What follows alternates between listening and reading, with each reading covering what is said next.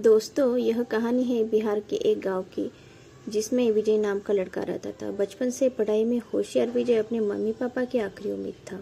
विजय के दादा ने अपने समय में बहुत कर्ज ले लिया था, जिसको चुकाने में पापा की पूरी जिंदगी मजदूरी में निकल गई।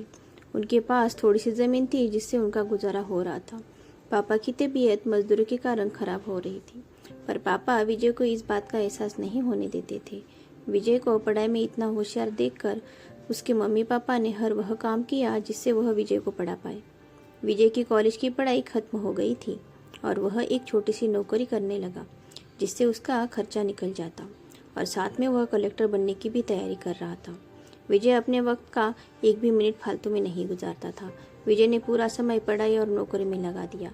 विजय के पापा को यह पता था कि वह कलेक्टर बनना चाहता है, इसलिए घर की हालत बहुत ज़्यादा खराब होने पर भी उन्होंने विजय से कभी इस बात का जिक्र नहीं किया और न उसको अच्छी नौकरी करने के लिए कहा। लगातार 2 साल तक विजय पास नहीं हो पाया। उसके बाद भी उसके पिता ने अपना घर और जमीन गिरवी रखकर विजय को आईएएस की कोचिंग ज्वाइन करवाई और उसकी नौकरी भी छुड़वा दी और केवल पढ़ाई करने को कहा। विजय के पापा हमेशा उससे कहते, बेटा खेत और घर दोबारा आएंगे, पर कलेक्टर दोबारा नहीं बन सकते।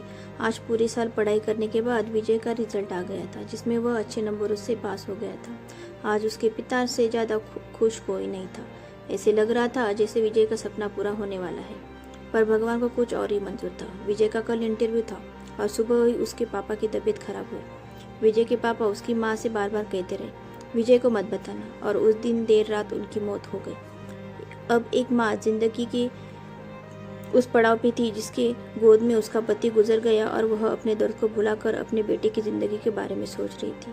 माँ ने पड़ोसियों तक को नहीं बताया और एहसास भी नहीं होने दिया कि उसका पति अब नहीं रहा। पूरी रात ऐसे ही रोती रही, आवाज़ भी नहीं निकाली। और सुबह जब विजय इंटरव्यू देने के लिए जा रहा था, तब उसने कॉल किया और माँ बाप का आशीर्वाद लेने के लिए बोला। माँ ने पूरी हिम्मत लगा दी अपना सच छुपाने के लिए और विजय को आशीर्वाद दिया। और जब विजय ने पापा से बात करने के लिए कहा तो माँ बोली, पापा अब तुमसे बात नहीं करेंगे, वह कलेक्टर से ही बात करेंगे।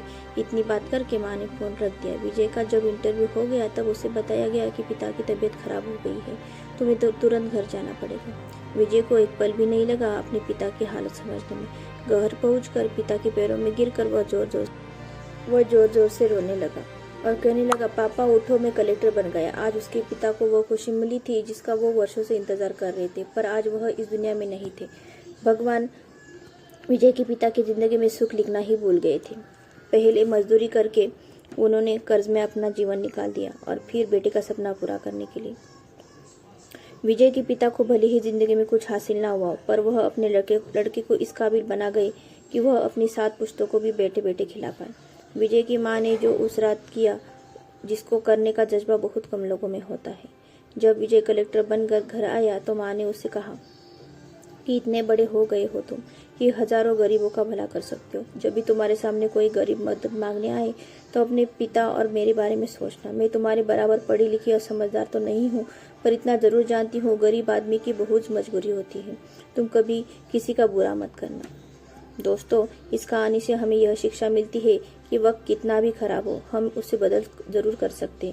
माँ बाप के एहसानों को हम कभी उतार नहीं सकते, पर हम अपने कर्मों से उनकी इच्छा जरूर पूरी कर सकते हैं। यह कहानी सच्चाई पर आधारित है।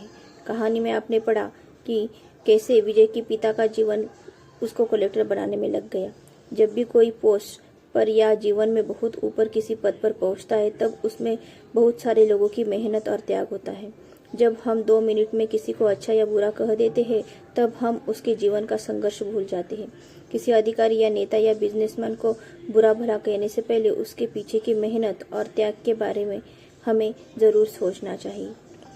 दोस्तों, आपको हमारी यह कहानी कैसे लगी, हमें कमेंट करके ज़रूर बताइए और हमारे कहानी को लाइक और शेयर ज़रूर कीजिए और चैनल को सब्सक्राइब करना ना भूलें।